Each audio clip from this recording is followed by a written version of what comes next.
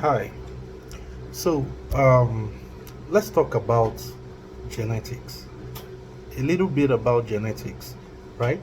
So, breeding a Corso or any purebred dog requires you to understand genetics, not just looks. What you choose in your breeding pair affects their puppies for life.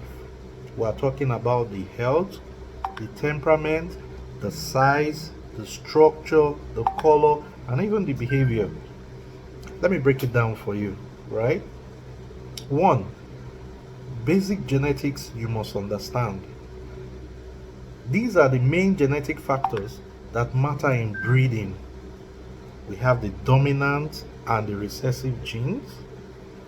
Some traits show easily. Those ones that show easily are what is known as dominant traits, while others hide and then they appear when both parents carry them. So that's when the bitch and the stud carry the same stuff. The ones that hide is what is known as the recessive genes, right?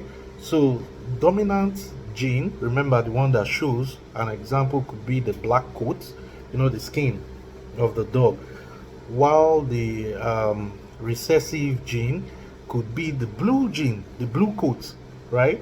So you can see two black dogs, but they produce a blue dog. It's in their gene, so that's a recessive gene. So a dog can look black but still carry blue eyes. We're not just talking about kind of Corso now, we're talking about dogs generally. Then of course the structure and then the health genetics, very very important, very important.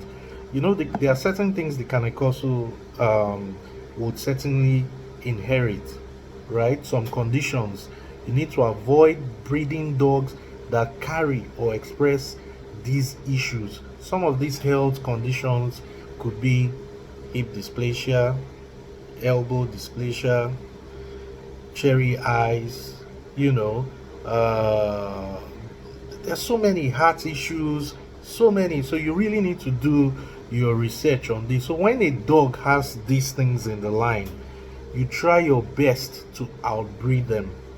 So what does this mean? You should choose breeding dogs with good hip dysplasia, good elbow dysplasia, no history of eye problem, no skin issues, strong immune system, good temperament. You cannot fix bad genetics by strong parents. You must select the right genes from the beginning. Do you understand?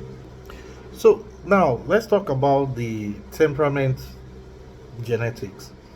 Can can inherit the walking drive, the guard instinct, social confidence, nerve stability, level of aggression or calmness, right?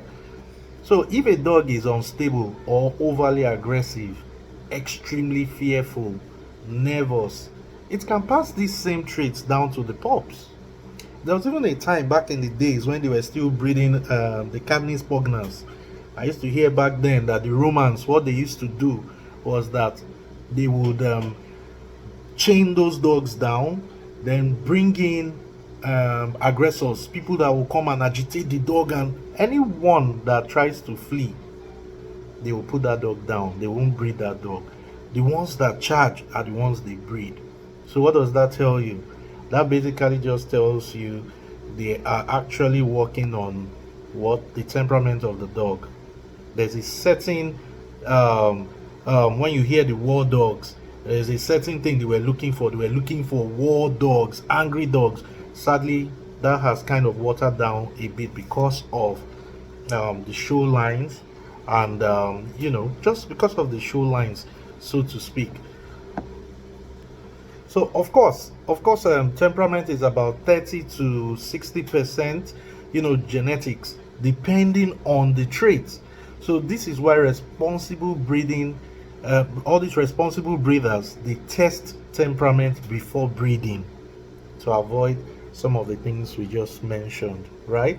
Then let's go to size and build, conformation genes.